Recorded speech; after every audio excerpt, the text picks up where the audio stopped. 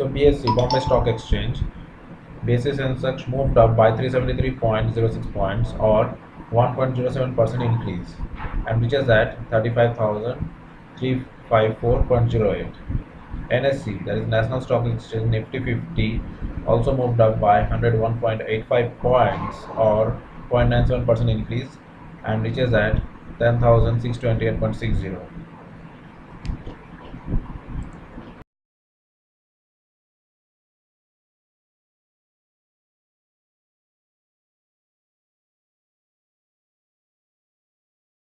Inc. study of dollar mid cap market capitalization.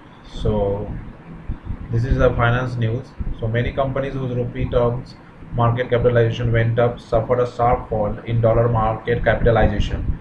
The top five foreign institutional investors include HDFC, India Bulls Housing Finance, Axis Bank, IndusInd Bank, UPL having foreign institution annual investing holdings of 72%, 55%, 48%, 47%, and 42% respectively. So when rupee was 63.8 rupees to a dollar to until recently, when it was 74.4 in rupee terms, the index was up by 1%, but in dollar terms, the index was down by 9%. FII pays tax for gains in rupees, but in a year like this, they are actually running on losses since their business is in dollars. Most of Nifty's biggest companies suffered falls in dollar mid-cap as rupee tumbled except IT companies and RIL, that is Reliance Industries Limited. A sudden fall in the rupee will hit dollar market capitalization and sour the mood for foreign institutional investors. So if the rupee were to now suddenly achieve the high of 39.6 rupees to a dollar that we saw a decade back, and everything else being the same, that is TCS will have a market capitalization of $190 billion, which will be bigger than America's Oracle Financial Services, whose current market capitalization is of around $187 billion. RIL with a market capitalization of $195 billion will be almost as big as US oil major Chevron, whose current market capitalization is of $210 billion. HDFC with a market capitalization of $410 billion will be slightly smaller than the entire Citigroup, whose current market capitalization is $152 billion.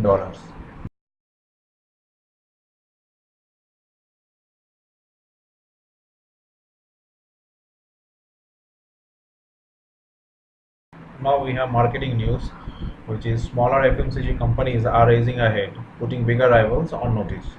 So with the implementation of GST on July 2017, small and regional companies are feeling much better than the larger ones in the recent quarters.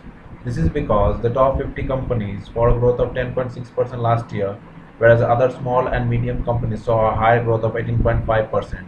So this percentage has also increased. The smaller companies saw a growth of 38%, whereas the bigger firms saw a growth of only 15%.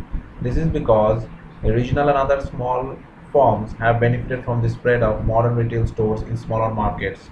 In September, all the metropolitan cities saw an increase of 18% in the trade stores, whereas there was an increase of 58% in the smaller towns. This is because if the small companies grow, they can become an aggressive competitors for the large brands. Also, e-commerce and modern trade continue to grow so that the smaller markets can expand quickly, and the advantage of these modern selling techniques will improve the distribution. Thank you.